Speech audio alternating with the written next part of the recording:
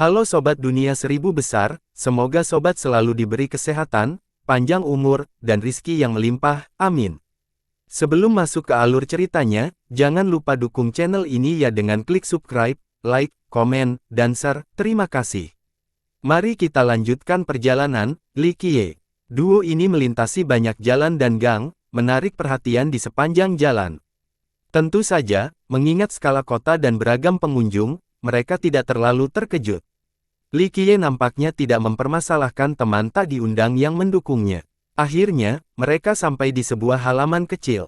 Batu bata tua itu sudah rusak dimakan waktu.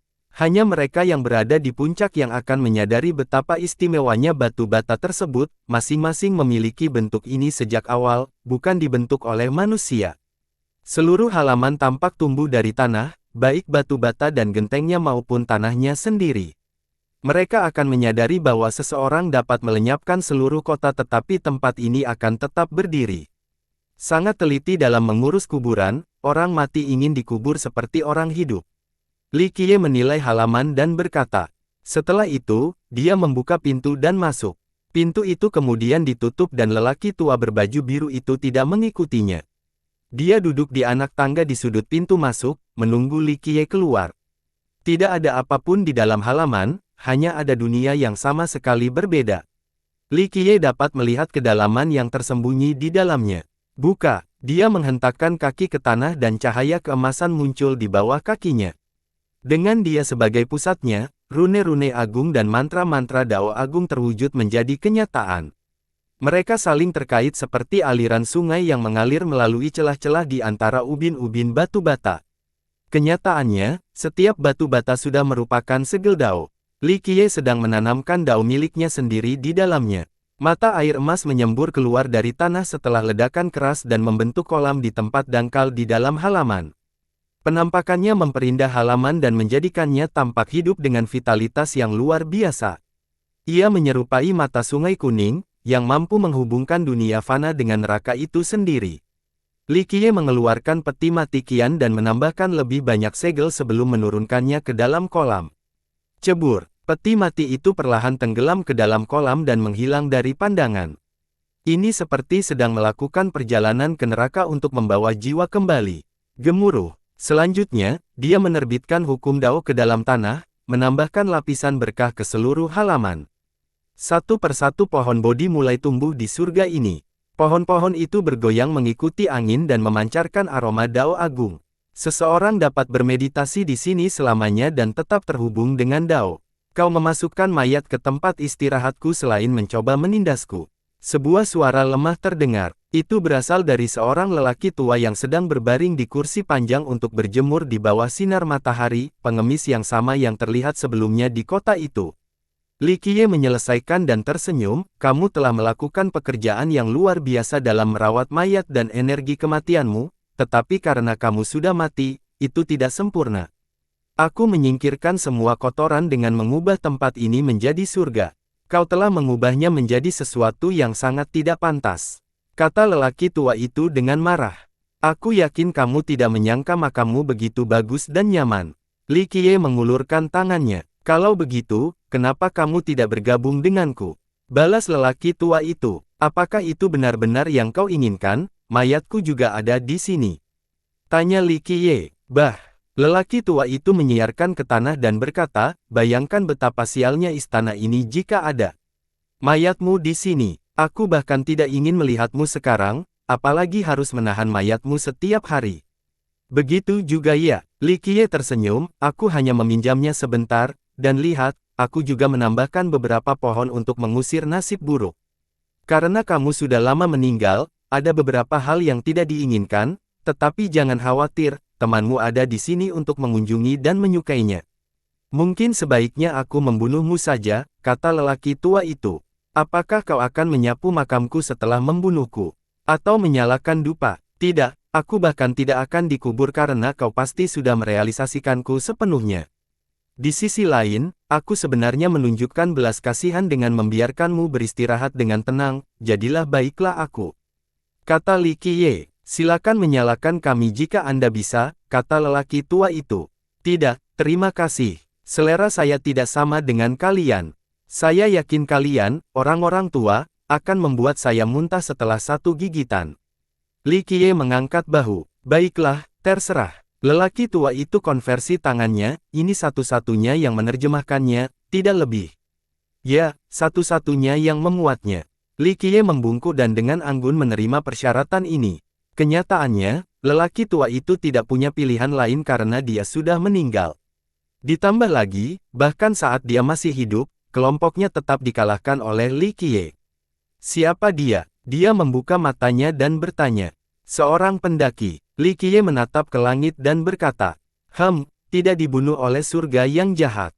Orang tua itu tenang. Ya, dan dia juga seharusnya tidak muncul di sini, itulah sebabnya aku menghidupkannya kembali.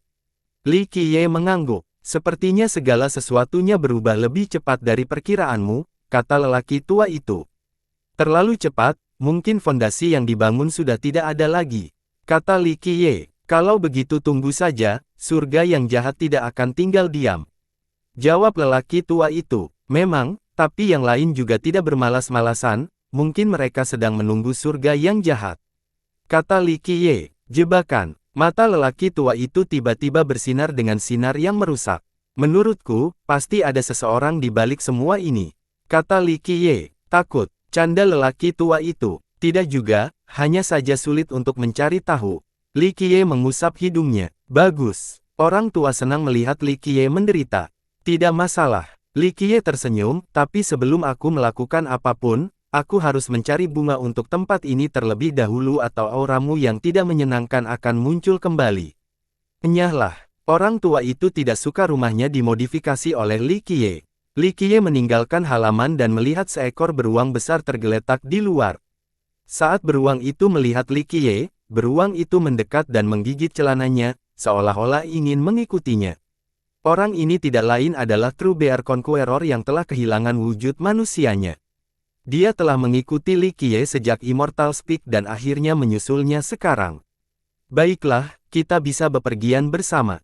Li Qiye memukul beruang itu dan tersenyum. Beruang itu mengangkat kepalanya dan meraung kegirangan.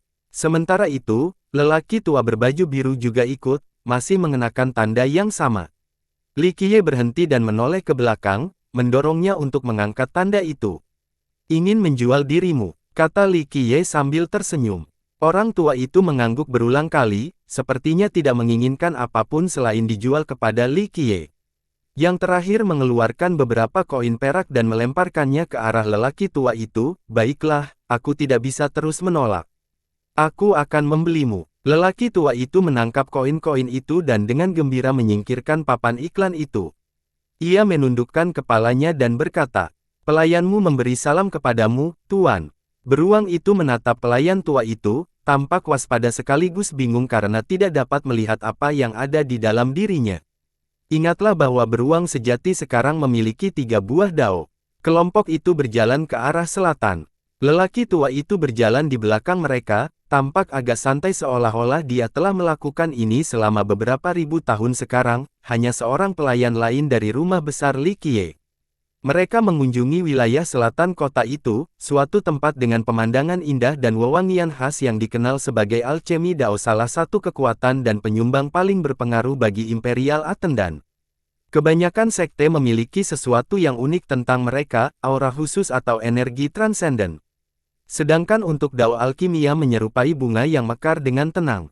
Ada kebun khusus di mana-mana dengan asrama rumput untuk para pengikutnya. Sekte ini dikenal karena kehebatannya dalam membuat pil dan menyembuhkan. Keahliannya dalam cocok ditanam juga tak tertandingi. Di benua atas, 80 hingga 90% dari semua pil dan obat-obatan mahal berasal dari alchemy Dao.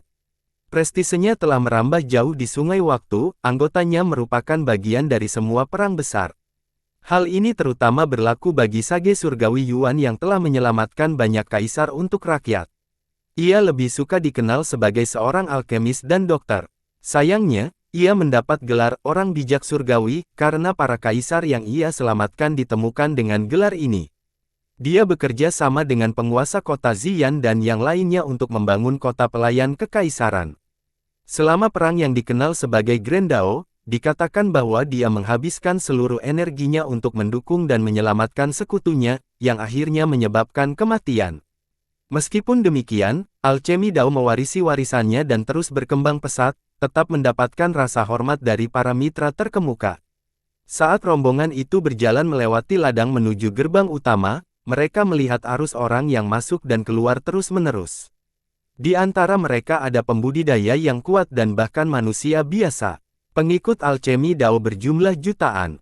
Mereka menyediakan obat bagi para kekhawatiran tetapi juga mengobati manusia biasa.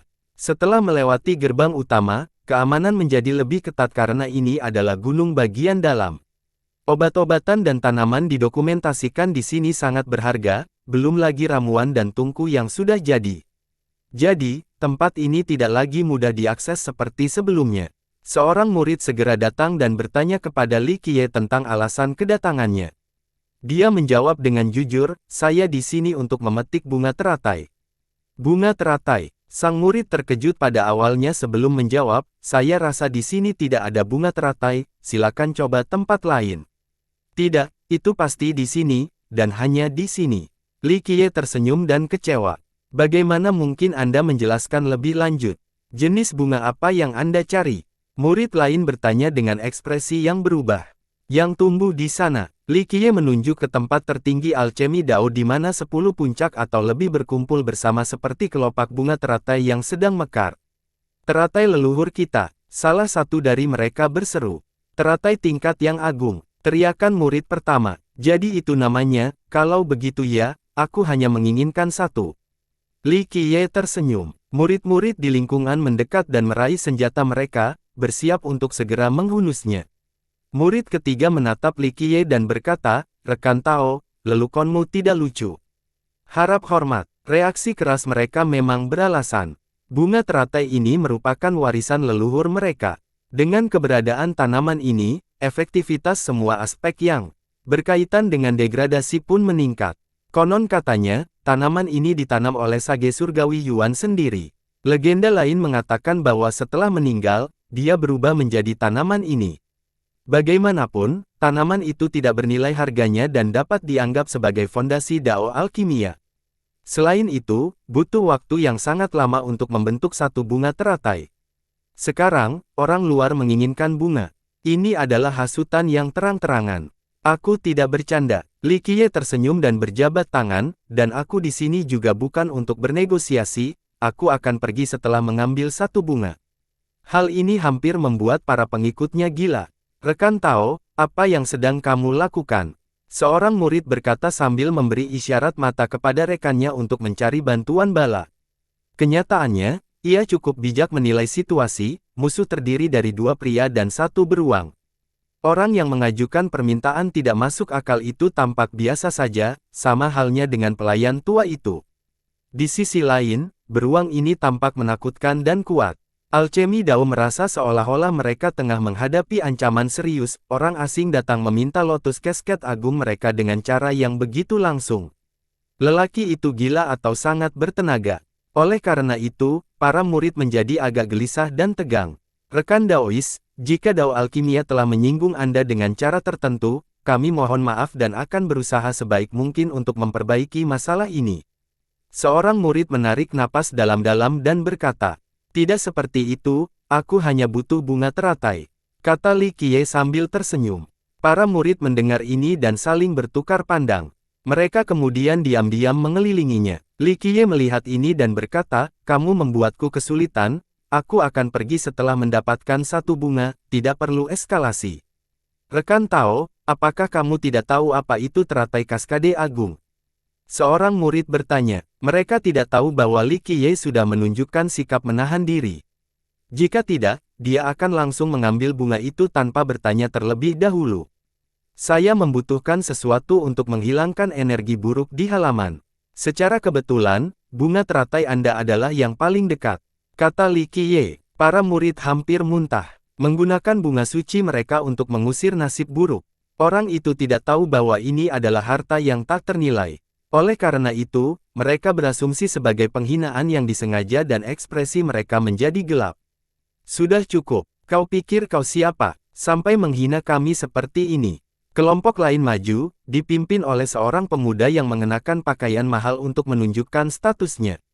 Kakak pertama, para anggota sekte membungkuk setelah melihatnya. Dia tidak lain adalah Miracle Saint Child, seorang yang termasuk terkenal di seluruh benua atas karena kemahirannya dalam sertifikasi dan pengobatan.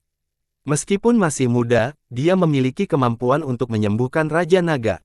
"Siapa kamu?" tanyanya agresif. Kebanggaan tak terelakkan bagi seorang pemuda yang menikmati begitu banyak kesuksesan dalam hidup. Bahkan para penguasa naga pun menunjukkan rasa hormat kepadanya sehingga ia tidak pernah takut kepada siapapun. Murid-murid lainnya melaporkan tentang orang luar yang ingin memetik bunga teratai leluhur mereka. Hal ini menyebabkan orang luar itu menuju pintu masuk. Meski merasa itu menakutkan, dia tidak begitu takut terhadap orang biasa seperti Li Qiye. Hanya seorang pengunjung yang ingin mengambil bunga. Li Qiye tersenyum. Anak suci itu menatap tajam ke arah Li Qiye, bertanya-tanya apakah terobosan orang ini dapat mendukung permintaannya yang berani. "Teratai leluhur adalah warisan kami. Pergilah atau jangan salahkan kami karena telah menyakitimu." Anak suci itu berkata, dengan dingin, masih menunjukkan sikap menahan diri. "Saya khawatir saya tidak bisa menurut karena saya harus memiliki bunga itu." Li Qiye tersenyum. "Dasar bodoh." Anak suci itu menghunus pedangnya, melepaskan aura dinginnya. Yang lainnya pun menyiapkan senjata mereka, siap menyerang jika Li Qiye tiba-tiba bergerak. "Tidak terlambat untuk pergi atau mayatmu akan tergeletak di tanah." Anak suci keajaiban tegas. Li Qiye menatap mereka dan mendesah, "Di sini aku mencoba melakukannya dengan baik karena sentimen lama. Sepertinya darah pasti mengalir." "Tunggu, berhenti." Seorang gadis mendekat dan berteriak. Semua mata tertuju padanya, Santa Sao Yao. Bangsawan muda. Saat dia melihat Li Qiye, dia langsung membungkuk dan harus menahan kegembiraannya. Kakak senior, yang lain membungkuk untuk memberi salam padanya karena statusnya mirip dengan anak suci itu. "Adik perempuan, dia temanmu." Anak suci itu tetap agresif. "Kakak senior, dia adalah seorang dermawan yang telah menyelamatkan hidup sebelumnya." Sao Yao menjawab, bahkan saat itu, dia bersikap kasar kepada sekte kita. Itu adalah kejahatan yang serius." Anak suci itu berkata, tanpa menunjukkan wajah apapun. Meskipun anggota sesama sekte, mereka sebenarnya adalah pesaing untuk posisi penerus. Semua orang tahu tentang permusuhan di antara keduanya. "Saya akan melaporkan masalah ini kepada tuan saya dan dia akan membuat keputusan. Anda tidak perlu repot-repot, kakak senior." Dia membungkuk sedikit. Anak suci itu memelotot ke arah Li Qiye dan berkata, "Katakan pada dermawanmu untuk menjaga dirinya sendiri. Jangan ada lagi komentar yang menghujat." Dia berbalik dan pergi setelah mengatakan ini. Bagaimanapun, gurunya adalah Jadeker Conqueror yang katanya adalah hukum di sini. Dengan dia sebagai teman Li Qiye, murid-murid lainnya berhenti menghalangi jalan. "Yang Nobel, bolehkah aku bertanya mengapa kau ada di sini?" Dia meliriknya sekilas, tersipu. "Saya butuh bunga teratai," jawabnya. "Bunga yang agung." Dia menjadi terkejut. "Itu dia." Dia mengangguk, meninggalkannya memikirkannya. "Bolehkah aku bertanya?" Dia tenang setelah beberapa saat. "Halaman rumahku sedang dihinggapi makhluk yang tidak beruntung, aku butuh setangkai bunga untuk mengusirnya." Ulangnya, dia teringat bagaimana dia mampu memanggil banyak obat-obatan raja hanya dengan satu peluit dan memberikan bunga yang berharga. "Jadi, ini tidak tampak konyol. Itu warisan kita yang tak ternilai harganya," jawabnya pelan. "Itulah sebabnya aku bertanya." Li Qiye tersenyum. "Aku rasa sekte kita tidak akan setuju dengan ini," katanya lembut, menyatakan hal yang sudah jelas.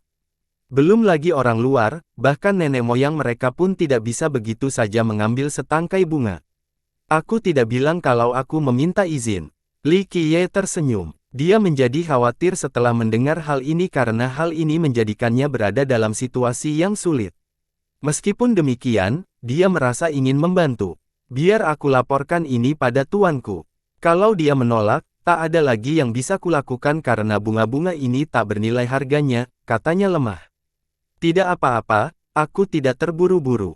Li Qiye tersenyum. "Kalau begitu, apakah kau akan tinggal di Dao Alkimia kami selama menunggu, bangsawan muda?"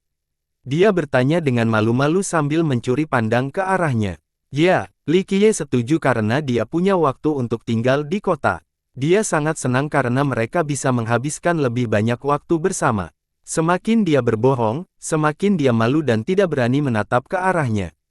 Saat mereka berjalan, dia berhenti untuk melihat sebuah patung yang mengarah ke tangga batu.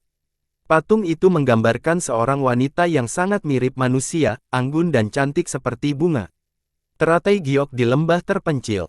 Meskipun kecantikannya jauh dari kata cantik yang dapat menumbangkan kerajaan, dia dapat terpesona dengan pesonanya yang bertahan lama. Gaunnya berkibar anggun sambil memegang bunga teratai di tangannya, tampak seperti peri yang sedang berjalan di alam fana. Dia tampak sedang menatap cakrawala, mungkin memikirkan masa lalu atau menunggu kembalinya seorang pengembara. Li Qiye mengamati patung itu dalam diam dan melampaui ruang dan waktu, kembali ke masa lalu sekali lagi. Segalanya tampak jelas dan nyata seolah baru terjadi kemarin. Suaranya yang lembut dan elegan bergema di pikiran. Ini adalah pendiri kami. Dia membiarkan dia mengambil waktu sejenak sebelum memperkenalkan patung itu. Sangat hidup dan bersemangat. Li Qiye menghela napas dan berkata, 6 benua memiliki patung pendiri kami yang lain, tetapi tidak ada senyata patung ini. Kata wanita suci itu. Li Qiye tidak menjawab, merasa seolah-olah gadis dari masa lalu itu benar-benar ada di sana. Semuanya telah berubah, dia memperoleh peringkat luar biasa sebagai Heavenly Sage Yuan. Sayangnya, mereka tidak dapat bertemu lagi. Cao Yao berdiri di sana dengan kecepatan tinggi. Entah kenapa, dia mendapat ide aneh bahwa Li Qiye memperkenalkan pendirinya. Tatapan matanya begitu dalam, seolah tenggelam dalam kenangan. Tatapan matanya sangat karismatik dan memikat, mampu menarik jiwa lebih dekat. Dia menjadi tenang dan menyadari betapa gelisahnya dia, tidak berani membiarkan dia melihat kulitnya yang merah. Ayo pergi. Li Qiye menghela nafas dan menatap. Dia mengikuti diam-diam di belakangnya, membuatnya tampak seolah-olah ini adalah rumahnya. Kakak senior, kita punya masalah. Seorang murid diundang datang dan mengganggu waktu mereka bersama. Ada apa? Tenang saja. Cao Yao bukan hanya seorang gadis muda yang tergila-gila. Ketika ada masalah yang menyangkut sekte, dia kembali tenang dan menjadi serius. Kebun kita terbakar lagi, kata murid itu dengan cemas. Lagi, ekspresinya berubah masam karena dia ingin pergi. Sayangnya, dia belum menyiapkan tempat untuk Li Qiye jadi dia mengawasi. Ayo kita lihat. Dia tersenyum dan berkata. Dia menghela napas lega dan menghargai sikapnya. Mereka berdua pergi ke daerah yang bermasalah itu. Sebagai murid langsung Jadeker Conqueror dan calon penerusnya, dia bertanggung jawab atas banyak tugas di Alchemy Dao. Dia juga bertanggung jawab atas sebuah taman yang berisi obat-obatan berharga berusia paling sedikit 100.000 tahun, yang diperuntukkan bagi para leluhur. Entah kenapa, kebun ini baru-baru ini terbakar dan menimbulkan kerugian besar. Dia tidak dapat menemukan logika dan mengira itu mungkin memanggang. Sayangnya, tidak ada bukti. Begitu keduanya tiba di tempat kejadian, mereka melihat api membumbung tinggi ke langit dan saling terkait membentuk pola aneh. Para pengikut Alchemy Dao mencoba menyelesaikannya tetapi tidak berhasil. Padamkan. Dia melihat beberapa tanaman terbakar dan berteriak sambil membentuk mudra. Sebuah segel turun dengan kekuatan Dao dan menghentikan api. Stagnasi panas. Miracle Saint Child muncul dan juga menggunakan segel menghentikan penyebaran api.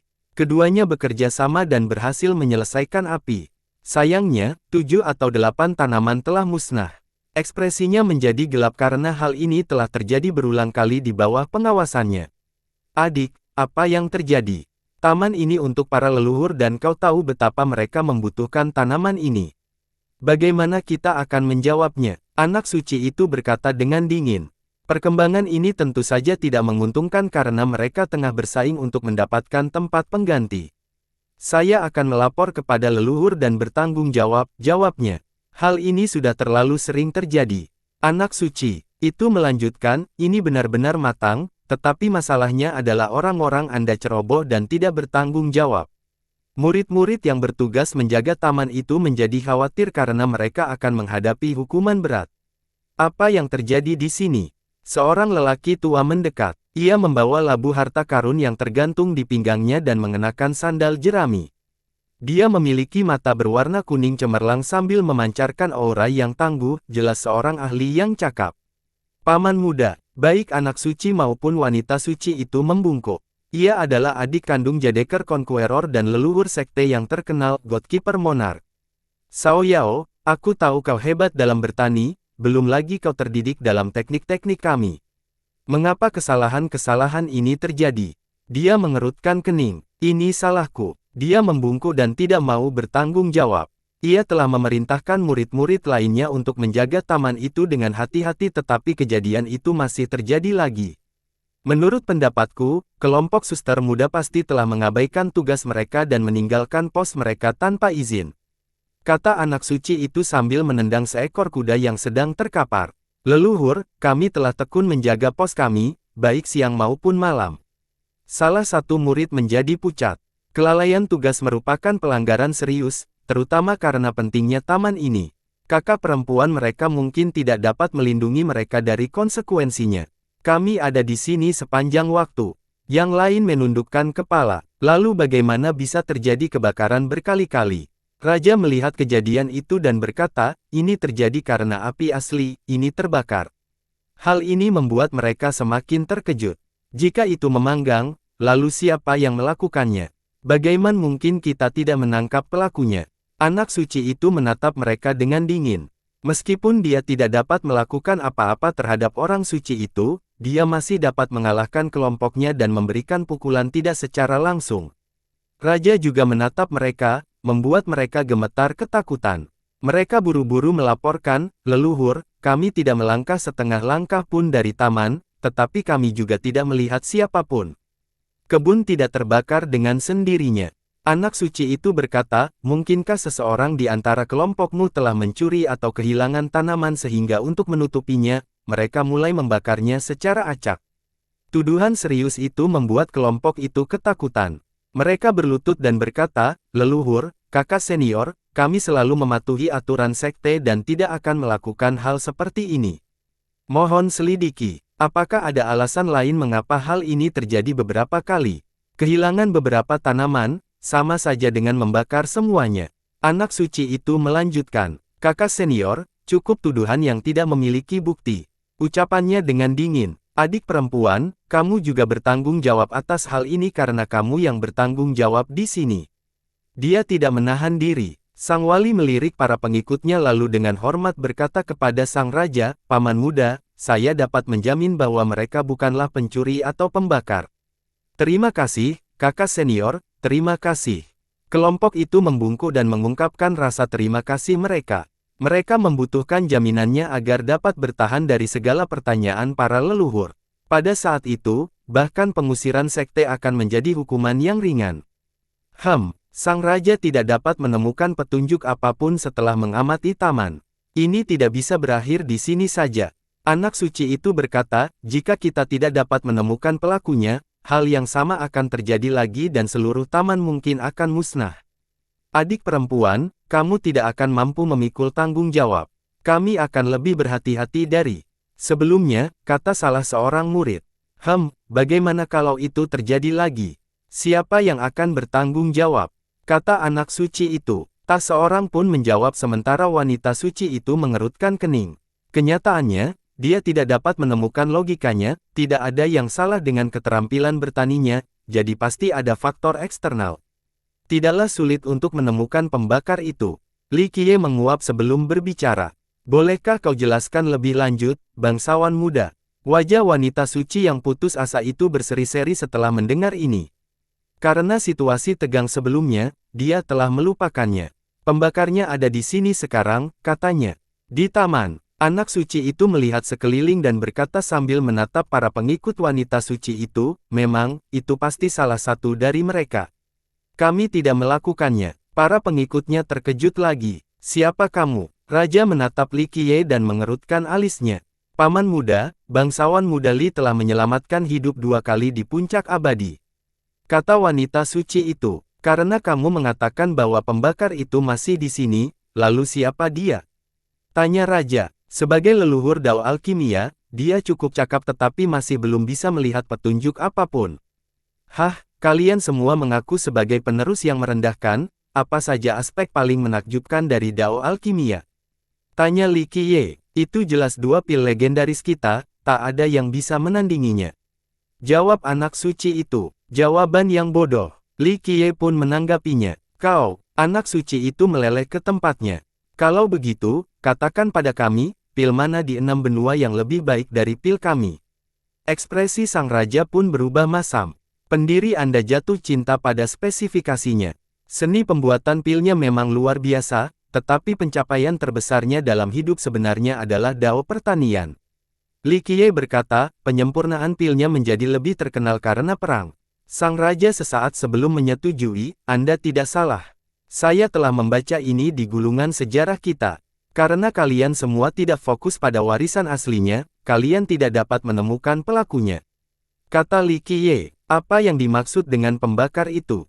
Tanya anak suci. Jika Anda mewarisi kemampuan dan ajarannya, penjelasannya pasti sudah jelas. Katanya, itu pernyataan yang berani, aku masih menunggu jawabanmu. Ucapan anak suci itu dengan dingin. Kau pikir aku tidak tahu? Tanya Li Qiye, ungkapkan penjelasannya dan buktikan kami salah. Kata anak suci itu tepat di depan kita. Kata Li Qiye sambil menatap anak suci itu. Apakah kamu mengatakan bahwa aku melakukannya? Ekspresi wajah pria itu menjadi gelap. Tidak, aku hanya kecewa dengan calon penerus Dao Alkimia karena tidak menyadari hal ini.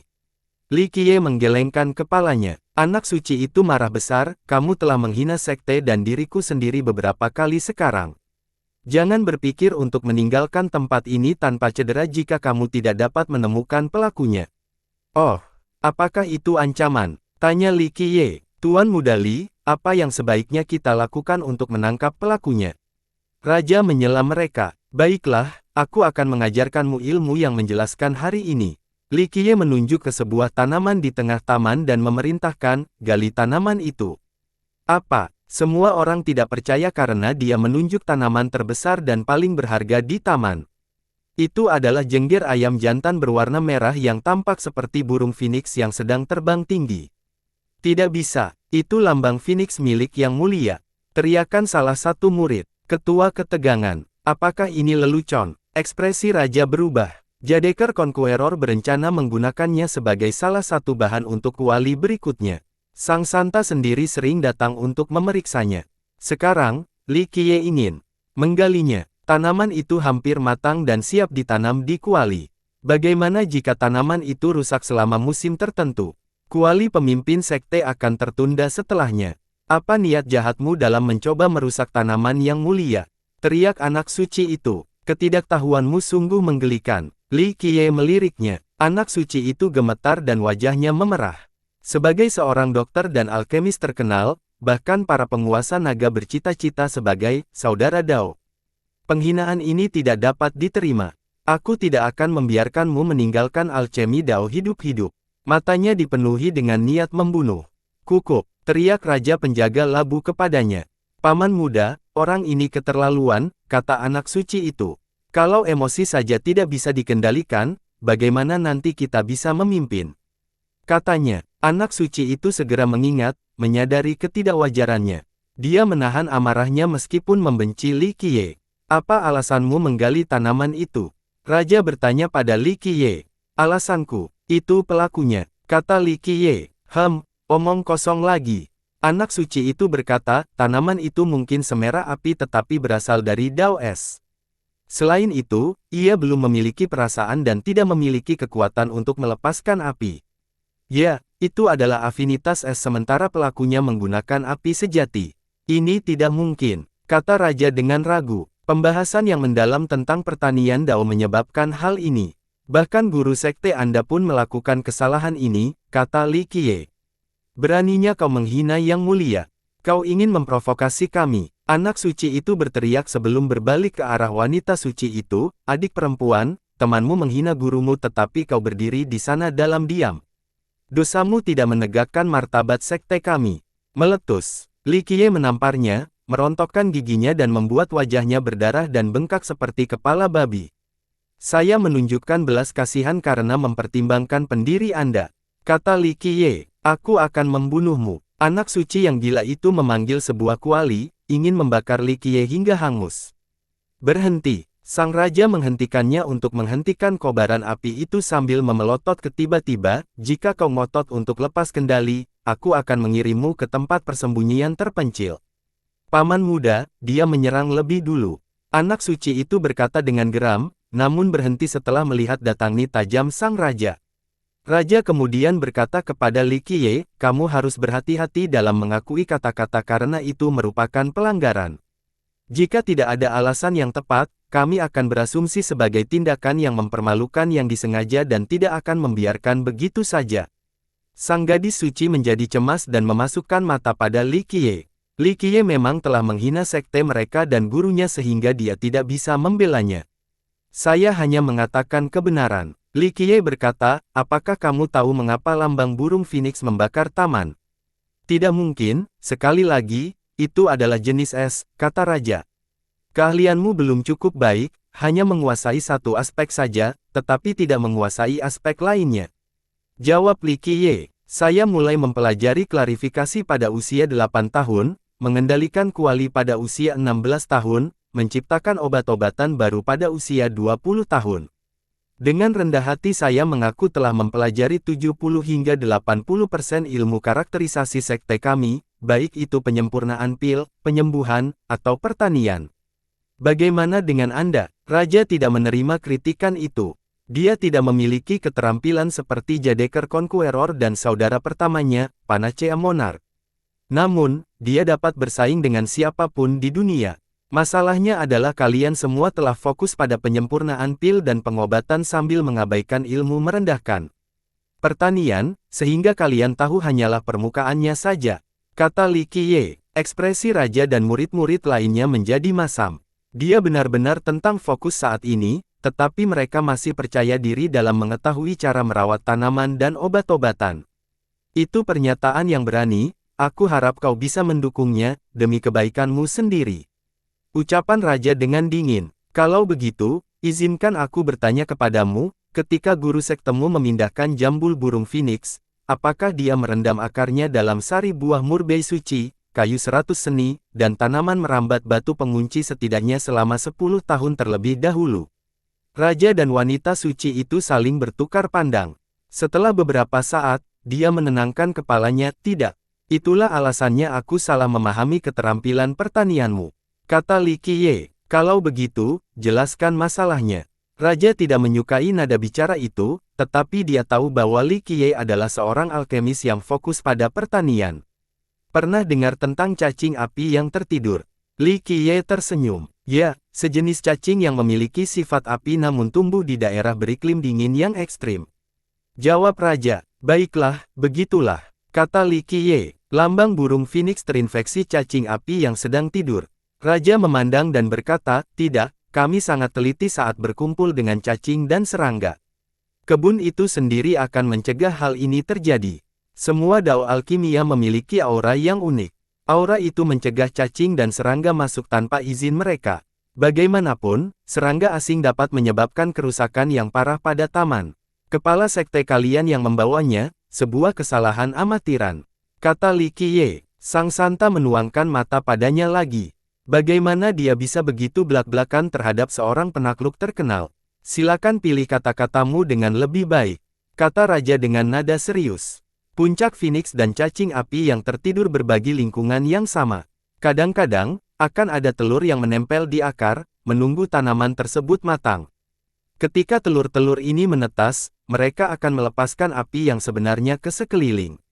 Master sekte Anda tidak menyiapkan akar dengan ramuan yang tepat sehingga telur-telur itu masih hidup. Benarkah? Sang raja tetap skeptis karena ini adalah pertama kalinya dia mendengar tentang fenomena ini. Meskipun demikian, dia setuju dengan kebijakan tersebut. Dia tidak punya bukti, itu klaim yang menggelikan. Anak suci itu mengerutkan kening. Kita akan mengetahuinya dengan menggalinya. Li Qiye menguap. Yang lain tidak berani berpikir karena situasi yang sulit. Ada kemungkinan besar tanaman akan layu setelah dicabut. Pemimpin sekte mereka sangat menuntut ramuan obat berikutnya. Kehilangannya sekarang berarti menunda penyempurnaan kuali tanpa batas waktu.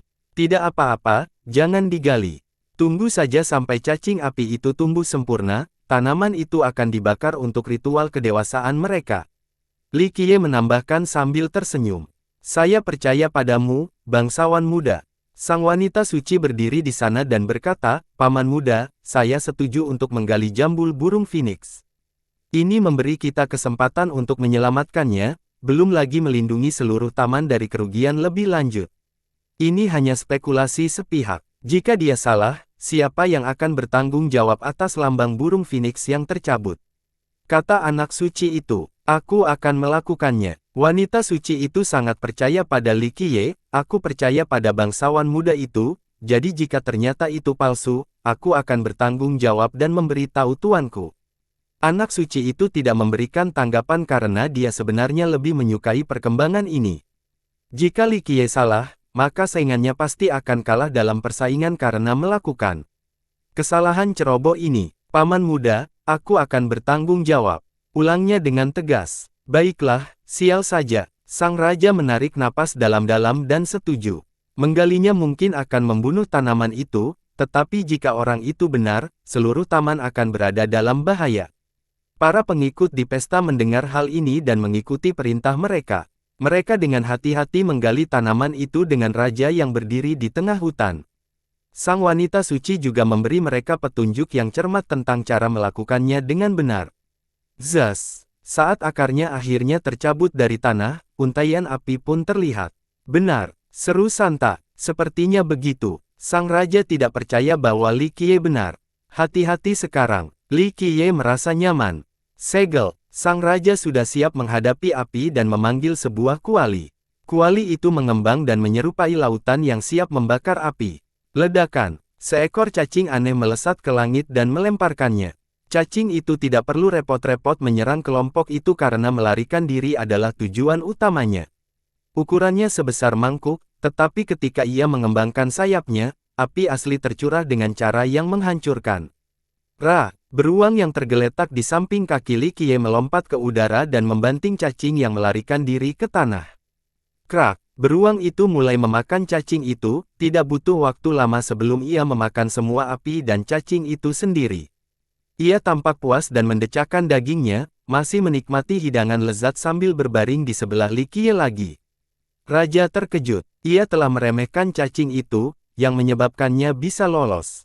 Namun, beruang ini mudah mengalahkannya, yang berarti kemungkinan besar cacing itu lebih kuat darinya.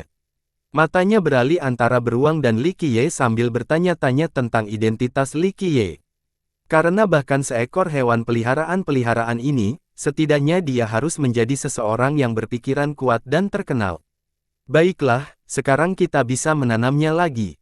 Begitu banyak masalah karena hal yang sepele. Kalian semua harus lebih fokus pada merendahkan pertanian agar tidak mengecewakan pendiri kalian. Li Qiye tampak bosan saat berkata. Para murid muda itu tidak mengatakan apa-apa sementara anak suci itu memiliki ekspresi yang buruk. Dia berharap kesalahan itu tidak hanya akan menghukum Li Qiye tetapi juga menuntut wanita suci itu atas posisi penerusnya. Sayangnya, hal ini berakhir dengan dia memberikan kontribusi penting dengan ketenangan yang tegas. Di bawah bimbingannya, murid-murid lainnya berhasil menginstal kembali lambang Phoenix tanpa kerusakan permanen. Dia kemudian membungkuk ke arah Li Qiye dan berkata, terima kasih atas bimbinganmu, bangsawan muda. Aku akan berusaha sebaik mungkin untuk memperbaiki kekuranganku. Li Qiye mengangguk dan memberikan penilaian yang tinggi terhadapnya. Ia menambahkan sambil tersenyum, selama kamu berusaha, kamu akan dapat mewarisi warisan pendirimu suatu hari nanti. Aku akan bekerja keras. Dia melihatnya sejenak sebelum menundukkan kepalanya, tersipu. Hahaha, luar biasa. Sang raja menjadi tenang dan terlibat dalam percakapan, sepertinya kita memang kurang dalam banyak hal, saya menghargai bimbinganmu hari ini, bangsawan muda. Ia bangga dengan keahliannya, termasuk pertanian dan budidaya tanaman. Sayangnya, ini adalah kesalahan yang jelas. Bolehkah aku bertanya dari mana asalmu, bangsawan muda? Bagaimana kamu mempelajari ilmu keilmuan? Tanyanya kemudian. Saya mempelajarinya sendiri. Dia tersenyum. Oh, sang raja tidak begitu percaya padanya. Jika seseorang bisa begitu berpengetahuan sendirian, lalu apa gunanya sekte mereka? Para elitnya memiliki keterampilan yang lebih buruk daripada seorang alkemis otodidak. Itu akan sangat menyengat, tanpa dia sadari bahwa dia sedang berbicara dengan leluhur dari Dao sertifikasi modern. Bagaimanapun, Anda pasti memiliki perspektif unik dalam budidaya tanaman. Puji Sang Raja, saya hanya tahu sedikit saja. Li Qiye berkata dengan rendah hati, membuat Sang Raja tersenyum kecut. Jika lelaki itu hanya tahu sedikit, bagaimana dengan mereka? Apakah kamu pandai memecahkan masalah karakteristik? Sang Raja memikirkan sesuatu. Tergantung pertanyaannya. Li Qiye mengusap dagunya. Mengenai misteri pohon dewa, Sang Raja ragu sejenak sebelum menjawab. Itu tergantung pada pohonnya. Kata ilahi tidak seharusnya digunakan untuk menggambarkan pohon biasa, tetapi orang-orang suka menggunakan kata sifat ini secara berlebihan, kata Li Qiye. Saya sangat setuju. Sang Raja mengambil keputusan dan menamparkan bahu Li Qiye. Mari, izinkan saya memperkenalkan Anda pada seorang kakek tua. Dia menyatakan hal biasa saja dan sensitif terlepas dari keinginan Li Qiye. Dia tertawa dan berkata, akan lebih bermanfaat bagimu jika kamu bisa menyelesaikan masalah. Keke, mungkin dia akan menjadi pendukungmu di Imperial Attendan dan ditambah lagi, aku tidak akan mengajaknya lagi. Jika kamu bisa melakukannya, katakan saja kata-kata itu dan aku akan menyetujui apapun. Ada apa? Li Qiye tersenyum. Ya, apakah Anda sudah punya rencana? Saya tidak akan menolak selama itu masih dalam kemampuan saya. Raja adalah orang yang terus terang. Saya khawatir ini mungkin terlalu sulit bagimu, kata Li Qiye. Apa maksudmu? Meskipun aku bukan seorang ahli tingkat tinggi, aku masih memiliki banyak sumber daya. Katakan saja apa yang kamu inginkan. Sang Raja memelotot ke arah Li Qiye, tidak menghargai kurangnya kepercayaan. Li Qiye tersenyum tipis saat menjawab, saya datang ke Alchemy Dao untuk bunga lotus tertentu. Senang sekali Anda bersedia membantu. Bunga yang mana? Tanyanya. Dia berbicara tentang teratai air terjun agung. Sang wanita suci menyela dengan pelan. Raja yang terkejut itu teringat sejenak sebelum meloncat ke arah Li Qiye, apakah kau tahu itu? Dia kemudian menyadari bahwa ini adalah pertanyaan yang sia-sia. Tentu saja orang itu tahu apa itu dan nilainya. Ya, hanya bunga teratai. Kata Li Qiye, mengapa kamu menginginkannya? Pil pemurnian. Tanyanya lebih lanjut, berpikir bahwa alkemis ini membutuhkan bahan yang mencirikan yang tak bernilai harganya. Tidak, Li Qiye sambil tersenyum, halaman rumahku sedang mengalami nasib buruk, jadi aku butuh bunga untuk mengusirnya. Lelucon macam apa ini? Sang Raja terlonjak dan membelalakkan matanya karena terkejut. Dengar, paman muda, orang sombong ini ada di sini dengan niat jahat, kita harus menangkapnya. Anak suci itu tidak dapat menahan diri untuk tidak menyela. Kamu, pergilah mencari hal lain untuk dilakukan, kamu hanya mengganggu pemandangan saja. Teriak Raja kepadanya. Anak suci itu memerah saat dia berdiri di sana dengan canggung selama beberapa detik. Dia akhirnya mengerutkan kening dan meninggalkan kelompok itu. Apakah kamu serius ingin menggunakan teratai agung kita untuk mengusir kesialan? Tanya Raja lagi. Aku serius, kata Li Qiye. Ekspresi wajah sang raja berubah beberapa kali setelah melihat Li Qiye tidak main-main. Tahukah kamu betapa berharganya sekuntum bunga dan berapa lama waktu yang dibutuhkan untuk mekar? Tanyanya meskipun sudah tahu jawabannya. Itu hanya bunga teratai, ucap Li Qiye, membuat lelaki itu mengenangnya. Raja menganggap jawaban ini menggelikan.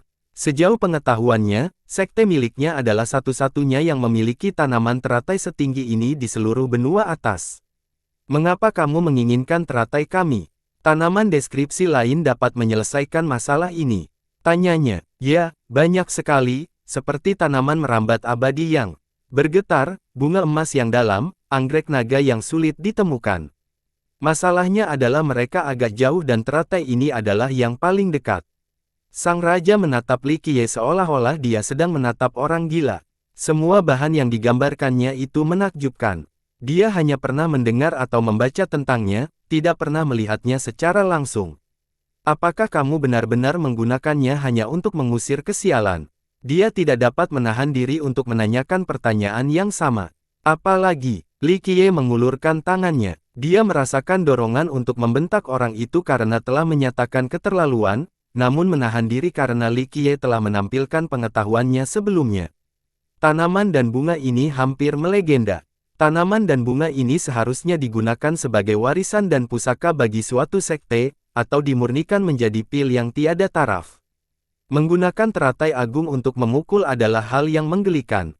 Bahkan seorang penakluk puncak tidak akan bisa melakukan pemborosan seperti itu. Saya khawatir saya tidak dapat mengambil keputusan mengenai masalah ini. Raja menyerah. Tidak apa-apa karena aku tidak meminta izin. Aku setuju karena sopan santun.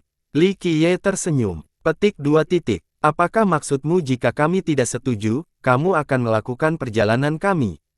Sang raja memperhatikan. Itu kata yang kuat, yang kulakukan hanyalah memetik bunga.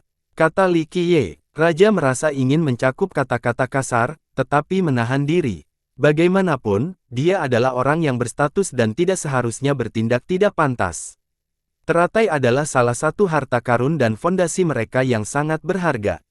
Jika Li Qiye mencoba, para anggota akan mempertaruhkan nyawa mereka untuk menghentikannya. Kami memang memiliki satu bunga yang aktif saat ini, tetapi ini di luar kemampuanku. Jika Anda mengancam, saya dapat membantu Anda bernegosiasi. Raja menarik napas dalam-dalam dan menyenangkan. Lihat, bukankah ini berjalan dengan baik? Sulit untuk menolak seseorang yang sopan sepertiku. Li Qiye tersenyum. Raja tidak tahu apakah harus tertawa atau menangis ketika berbicara dengan pria konyol ini.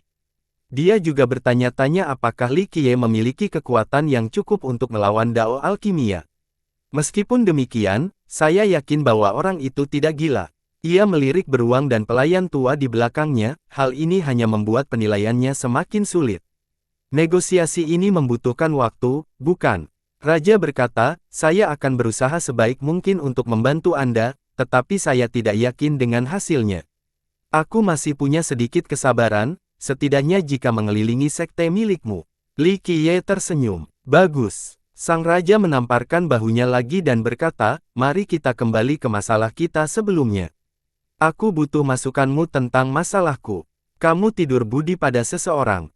Li Qiye menatap sinis. Raja itu terbatuk ketidaknyamanan dan berkata, benar, benar. Hehehe, tapi aku yakin kamu akan tertarik dengan ini. Godkeeper Monarch memimpin kelompok itu ke sebuah rumah besar, tempat tinggal pribadinya. Kelompok itu memasuki Dao Alkimia lebih dalam tanpa hambatan apapun karena sang raja. Bagaimanapun, dia adalah anggota peringkat ketiga sekte itu, hanya di bawah Jadeker Conqueror dan Panacea Monarch. Kakek, keluarlah, aku membawa orang penting ke sini untukmu. Dia sangat gembira saat memasuki halaman belakang yang dipenuhi obat-obatan dan mata air berharga. Ada juga pembuluh darah api untuk pemurnian pil. Seorang lelaki tua duduk di sana, mengenakan jubah yang terbuat dari kan kasar. Ada dua cetakan seperti tanduk di kepalanya, agak mirip tanduk rusa tetapi lebih kecil dan bercabang. Ketika ia membuka kegelapan dan hanya menyisakan ruang untuk cahaya bintang. Setelah itu, ia menjadi sulit untuk melihat arah. Dia memiliki aura seorang raja naga yang ditonjolkan dengan aura buas. Hanya satu raungan darinya dapat menghancurkan bumi. Orang penting yang mana? Dia berdiri dan bertanya. Raja memperkenalkan Li Qiye dan berkata, saudara muda ini, dia memiliki pandangan unik tentang sifat jadi aku membawa ke sini untuk memecahkan masalahmu. Dan memikirkan kau mengundang Jadeker Conqueror. Lelaki tua itu menatap kedua orang itu. Pemimpin sekte kita tidak ada di sini sekarang. Raja menutupi kepalanya dan berkata dengan percaya diri, percayalah aku, dia bisa menyelesaikannya. Orang tua itu tetap skeptis dan menatap Li Qiye, tetapi tidak menyadari sesuatu yang aneh. Namun, ia berubah saat melihat beruang itu. Dia adalah seorang yang cerdas dan dapat melihat bahwa beruang ini sangat kuat. Keheranannya bertambah ketika dia melihat pelayan tua berdiri di belakang Li Qiye. Pria tua ini jelas lebih istimewa daripada beruang itu. Sayangnya, dia gagal menentukan asal-usul mereka. Mari, biar ku perkenalkan padamu. Dia adalah Raja Cemerlang dari Istana Qilin, kata penjaga labu. Ini adalah leluhur kuno terkuat dari Qilin Manor, garis keturunan utama di benua atas yang didirikan oleh dua makhluk, Raja yang tak tertandingi dan Kaisar Abadi Qilin. Setelah Perang Dao Besar, penguasa kota Xi'an dan Sage Surgawi Yuan menghilang dari dunia. Raja yang tak tertandingi menjadi penguasa kota berikutnya sebelum menyerahkan jabatannya ke gerbang kekaisaran dan meninggal karena usia tua. Itu merupakan penyumbang utama keberhasilan kota, tidak kalah dengan Dao Alchemy, Imperial Gate, dan Iron Tree. Resplendent Monarch memiliki formasi menakjubkan yang telah menggerakkan para gaming papan atas seperti para penakluk sebelumnya. Dia melirik Li Qiye dan kemudian ke lelaki tua berpakaian biru itu sebelum bertanya padanya, "Bolehkah aku bertanya dari mana asalmu?" Orang tua itu tidak menjawab dan hanya mengatur seperti pelayan setia. Gemilang merasa ini agak aneh, orang tua itu tampak lebih kuat daripada pemuda biasa. Mengapa dia menyetujuinya? Li Qiye duduk terlebih dahulu tanpa menunggu undangan. "Kakek, keluarkan barangmu, biarkan bangsawan muda Li melihatnya." Penjaga labu tidak peduli dengan hal-hal sepele dan berkata dengan antusias. "Aku datang ke Alchemy Dao untuk mencari bantuanmu, sekarang kamu malah melemparkannya ke orang lain." Gemilang tampak kesal. "Tidak, aku tidak bisa menyelesaikannya jadi aku mencari Tuan Muda Li untukmu. Aku akan berusaha sebaik mungkin," kata si penjaga labu. "Seharusnya kau mengundang Brother Panacea atau Jadeker Conqueror." Mengeluh dengan gemilang. "Saya tidak pernah mengatakan akan membantu." Li Qiye menggelengkan kepalanya. "Bangsawan muda, jangan bengkok," kata penjaga labu, "kamu mungkin akan menganggap ini menarik." Setelah mengatakan itu, dia menuangkan mata pada Resplendent dan berkata, "Apa yang kamu tunggu? Keluarkan." "Bukannya aku tidak mau, kau tahu betapa seriusnya masalah ini." Gemilang meminta maaf dan membungkuk pada Li Qiye. "Penindasan tidak akan tahu, saya percaya pada bangsawan muda Li," kata penjaga labu. "Kita tidak bisa begitu ceroboh jika ini menyangkut masa depan pelayan kekaisaran." Gemilang berubah serius. Ekspresi penjaga labu pun berubah. "Aku percaya pada bangsawan muda itu, dan begitu pula leluhur baja suci." Cao Yao akhirnya berbicara. "Bagaimana dengan lelaki tua itu?" Dengan gemilang menatap Cao Yao. Cao Yao ragu-ragu dan tidak mengungkapkan kejadian yang dilihatnya. Dia menjawab, "Saya tahu apa yang sedang terjadi di Imperial Attendant sekarang, dan saya dengan hormat berpikir bahwa bangsawan muda itu dapat bertanggung jawab di masa depan." "Gadis, jaga ucapanmu," kata si penjaga labu. "Aku tidak akan menembak tanpa tujuan," tegasnya. "Dia bukan dari keturunan kita, itu tidak mungkin," kata Resplendent. "Jika dia setuju, maka usaha 100 dao untuk mengambil alih kekuasaan akan berakhir. Pelayan kekaisaran akan kembali ke jalan yang benar." Cao Yao merasa seolah-olah dia bisa melihat masa depan. "Meskipun kami tidak menyukai penindasan, 100 Dao telah melakukan banyak hal untuk melindungi kota selama perang kekaisaran." Kekejaman yang gemilang. "Maafkan ketidaktahuan saya, tetapi bolehkah saya bertanya bagaimana para leluhur berencana mengakhiri kekuasaan sang penakluk penindasan?" Cao Yao percaya bahwa Li Qiye adalah orang yang dipilih, tidak hanya untuk hidupnya sendiri tetapi juga untuk kotanya. Dia memiliki keyakinan penuh pada keyakinan ini. "Kakek tua, ini tidak mudah, tidak ada yang berubah darimu jadi kau pasti akan kalah, tidak ada kata-kata dari Imperial Gate atau Iron Tree yang dapat menghentikan suppression," kata penjaga labu. "Jadeker memiliki peluang untuk menang dengan karakteristik jika kita mengikuti petunjuk leluhur," kata Resplendent. "Masih ada yang kurang." Penjaga labu tidak setuju, "Dengan terus berjalan, kita mampu mengambil risiko." "Baiklah, tidak akan ada salahnya." Luar biasa menarik napas dalam-dalam dan mengangguk. Dengan itu, ia mencabut sebatang pohon yang masih memiliki tanah subur yang menempel di akarnya. "Apakah kamu tahu pohon suci ini, bangsawan muda?"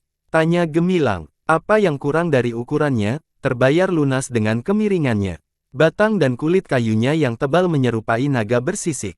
Daunnya hijau dan penuh kehidupan. Saat bergoyang, daunnya tampak membawa kembali musim semi. Beberapa daun lebih panjang dari tubuhnya dan benar-benar menyentuh tanah. Hal ini memberikan ilusi bahwa mereka tertanam dalam tanah dan dapat terus tumbuh, mampu mencapai inti tanah." "Pohon ketenangan," Li Qiye berkata, "menyebutnya sebagai pohon suci itu bagus, tetapi menggunakan kata ilahi itu tidak masuk akal. Pohon ilahi berada di luar kemampuanmu untuk dipindahkan tanam." Ini adalah pernyataan yang menyinggung, terutama saat dia berbicara kepada Raja Naga dengan 10 buah suci. "Jadi, menurut pendapatmu, pohon mana yang termasuk pohon dewa?" Gemilang tidak menanggapinya begitu saja. "Pohon ini adalah yang terbaik dari Kilin Manor mereka, yang ditanam oleh leluhur mereka, Peerless Monarch. Tentu saja, pohon ini tidak seberharga tanaman teratai agung milik Alchemy Dao, tetapi tidak pantas mendapatkan komentar yang meremehkan." Pohon dewa yang disebut-sebut seharusnya menguasai langit dan bumi, menguasai matahari dan bulan, memutar benda-benda langit, dan meliputi 3.000 dunia. Li Qiye berkata, pohonmu mungkin dapat menyembunyikan suatu wilayah dan menjaganya dari bencana selain memberikan solusi bagi misteri Dao, tetapi ini tidak sebanding dengan pohon dewa sejati. Kelompok itu saling bertukar pandang. Saya rasa pohon seperti itu tidak ada di 6 benua. Penjaga labu menarik napas dalam-dalam. Itulah yang membuatnya layak disebut sebagai pohon dewa, tetapi saat ini, orang-orang menggunakan kata sifat ini sepanjang waktu. Li Qiye menjawab, kedua lelaki tua itu terkekeh, tetapi Li Qiye sebenarnya tidak punya niat untuk menegur mereka secara khusus. Setelah mencapai level ini, mereka tahu bahwa mereka jauh dari kata tak terkalahkan. Bangsawan muda, izinkan aku menunjukkan sesuatu padamu. Gemilang akhirnya mengambil keputusan karena tidak ada pilihan lain.